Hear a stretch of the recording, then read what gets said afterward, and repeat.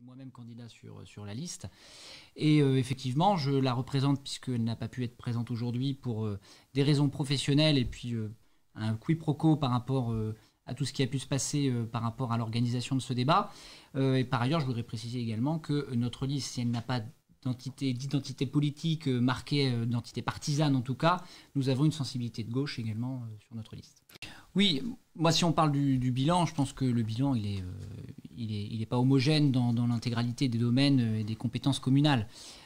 Effectivement, sur la question des finances de la commune, je ne pense pas qu'il faille allumer des feux à droite à gauche, jouer sur des peurs avec les Saint-Sandrais. La gestion de l'équipe actuellement en place, elle est bonne. La gestion financière de la commune, qui est validée par l'ensemble des élus au conseil municipal, elle est raisonnée, c'est maîtrisé. Il faut savoir qu'on met en face des finances publiques des besoins des gens. Et il faut partir des besoins des gens pour mettre en face les moyens qui vont avec. Et les besoins des gens, nous, dans le cadre du projet qu'on présente au Saint-Sandrais avec notre tête de liste, Yvonne Gabory, c'est un projet qui part des préoccupations des gens. Et si je parlais du bilan, si sur la question de la gestion, la municipalité est saine, on peut parler de la gouvernance. La question de la gouvernance et d'une modification de la gouvernance pour avoir plus de concertation, plus de participation avec les citoyens, puisque je pense que c'est ce qui a manqué dans ce mandat. Le maire a trop fait de choses tout seul, c'est ce que vous sous-entendez Je pense qu'il y a eu des projets qui ont été portés et qui n'ont pas fait l'objet de suffisamment de concertation, d'écoute et de prise de parole des Saint-Sandrais et des Saint-Sandraises. Et je pense que c'est ça qu'il faut qu'on modifie. C'est un des axes importants, en tout cas un des axes structurants de notre projet, c'est justement d'aller vers une nouvelle gouvernance de la municipalité, en instituant notamment un binôme d'élus pour chaque compétence communale, ce qui nous semble important, effectivement, pour éviter que des décisions soient prises tout seul par un élu ou juste par le conseil municipal. Et ça passerait aussi par des commissions extra-municipales consultatives pour prendre et recueillir la parole des Saint-Sandrais, travailler avec eux des projets. Bref, plein de dispositions sur la gouvernance de la commune qui permettraient justement de faire évoluer notre commune vers une nouvelle manière de fonctionner avec les gens et pour répondre à leurs besoins. Parce que quand on parle des besoins, il y a aussi des besoins qui sont très importants. Moi, j'entends dire que les projets ne sont pas réalisables avec des constructions de salles ou autres. On a besoin de répondre à l'accueil périscolaire des enfants notamment, avec la construction d'une nouvelle maison de l'enfance. Notre liste, la liste 500 pour vous avec vous, le porte. Voilà. La gestion de la commune, elle est saine, le plan financier nous le permet. Effectivement, il y a un désendettement, il y a 13 emprunts en cours auprès de 8 organismes financiers. On est largement en capacité aujourd'hui d'aller financer pour répondre aux besoins une nouvelle maison de l'enfance, pour répondre aux besoins des familles, garantir une meilleure sécurité des enfants notamment dans cette nouvelle maison de l'enfance. Donc je pense que les projets, en tout cas le projet qu'on porte, il est maîtrisé, il optimise les recettes aussi, puisqu'il faut comprendre qu'on se situe dans un contexte national de baisse de dotation aux collectivités, d'incertitude avec la suppression de la taxe d'habitation. Bref, tout ça, c'est des choses qui sont à prendre en compte.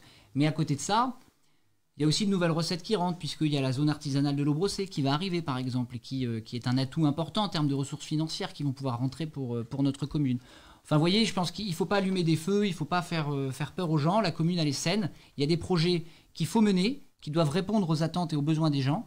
Et en tout cas, la liste 500 pour vous et avec vous, elle s'engage à le faire aux prochaines élections municipales et dans le prochain mandat, si les citoyens nous font confiance dès dimanche prochain.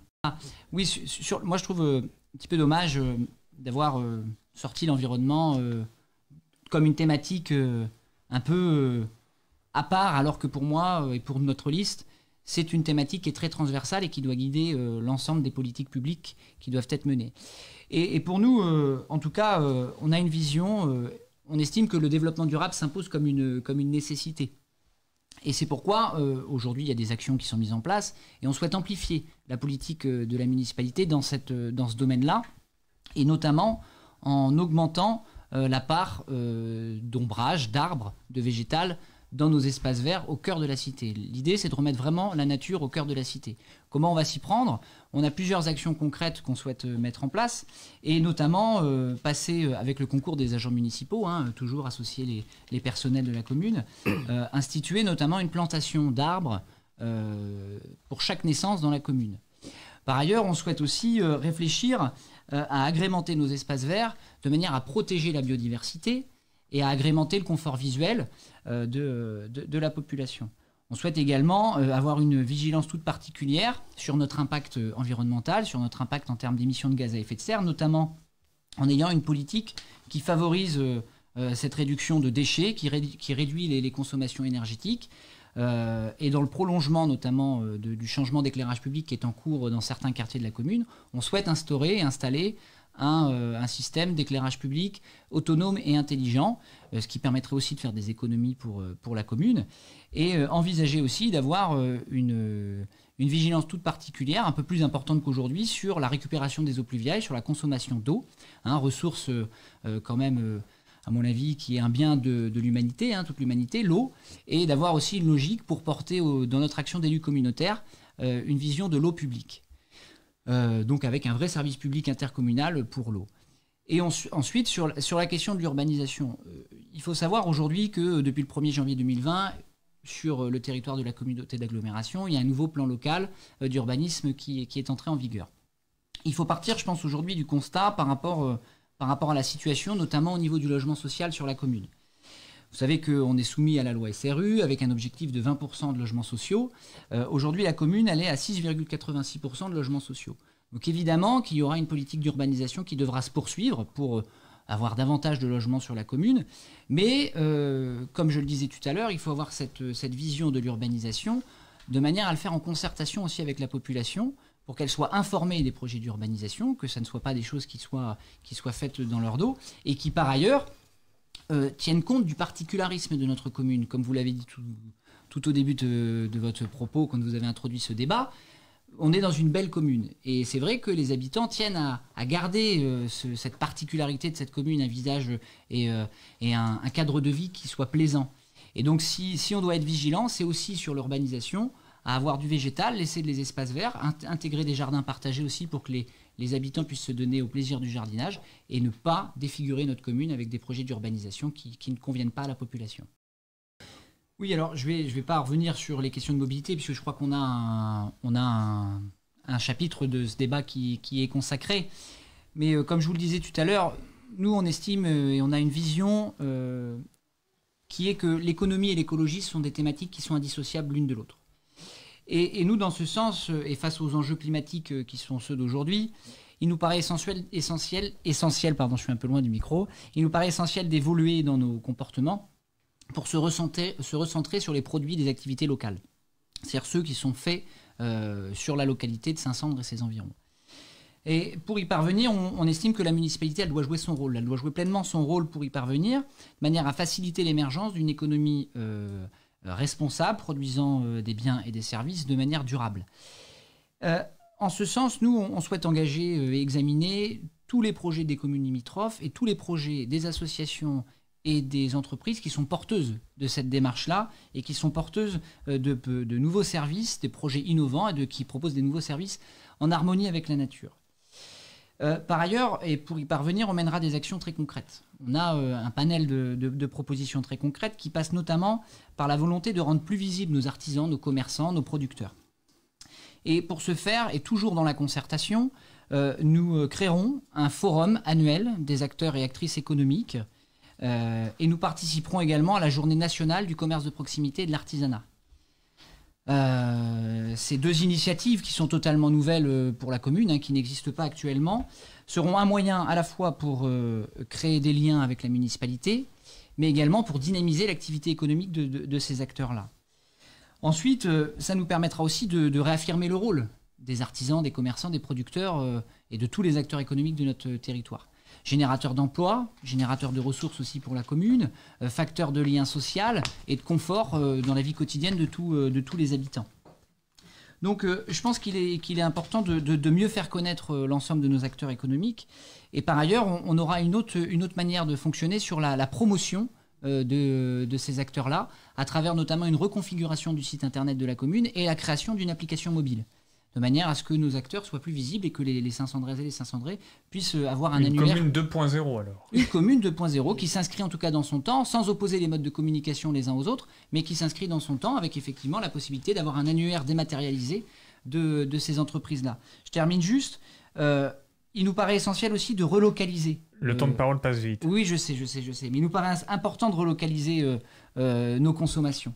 Et c'est pour ça que on veut faciliter et mettre en œuvre, en tout cas, pour faire émerger une économie circulaire auprès des circuits courts.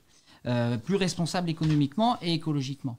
Et c'est en ce sens qu'on mettra aussi en place des marchés saisonniers, qu'on souhaite mettre en place des marchés saisonniers, s'appuyer sur le tissu économique et les producteurs locaux pour faire émerger cette économie-là. Et puis il y a l'importante zone artisanale de l'Aubressé qui est sur le point de voir le jour, qui est actuellement un peu retardée, mais qui verra le jour, et les premières entreprises devraient arriver d'ici 2021.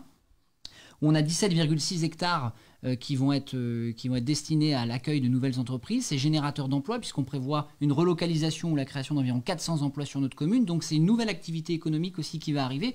Et c'est facteur et c'est générateur de ressources pour la commune. Donc je pense que c'est important de le rappeler à l'heure des baisses de dotation aux collectivités et qu'il faut vraiment avoir cette dimension économique et écologique tout lié ensemble. Merci beaucoup. Monsieur Gabory, s'il vous plaît. Sur cette question-là, j'espère que j'ai un peu de temps de parole, puisque c'est compliqué de tout résumer, mobilité et sécurité, assez rapidement. Mais nous, sur la question des mobilités, déjà dans un premier temps, je n'ai pas eu l'occasion de le dire beaucoup, on souhaite s'engager réellement et très fermement sur la question des transports alternatifs, notamment avec des liaisons douces, donc à travailler effectivement et à porter dans notre action d'élus communautaires, puisqu'on ne le dit pas suffisamment, ce sont les élections municipales, mais ce sont aussi les élections communautaires qui auront lieu les dimanches 15 et 22 mars prochains.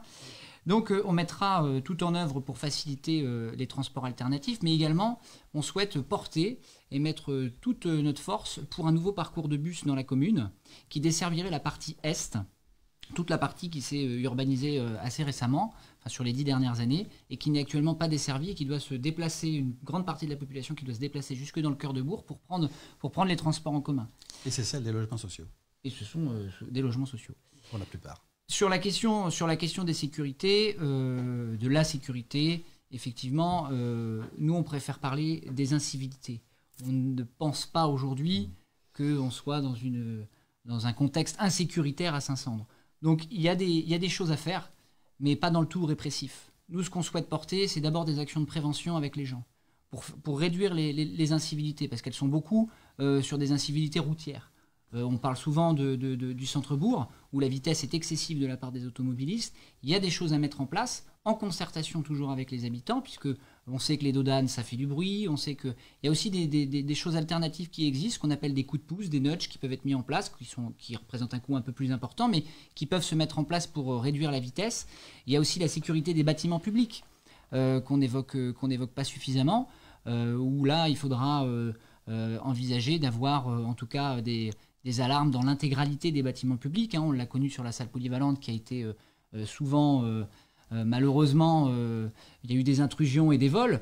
Donc il y a plein de choses à faire, mais surtout favoriser les comportements citoyens en s'appuyant sur les services et l'agent de police municipale qu'on a dans notre commune et envisager effectivement pourquoi pas. Alors on le sait, on a une enveloppe au niveau de la masse salariale qui est prévue à 1 645 000 € pour 2020.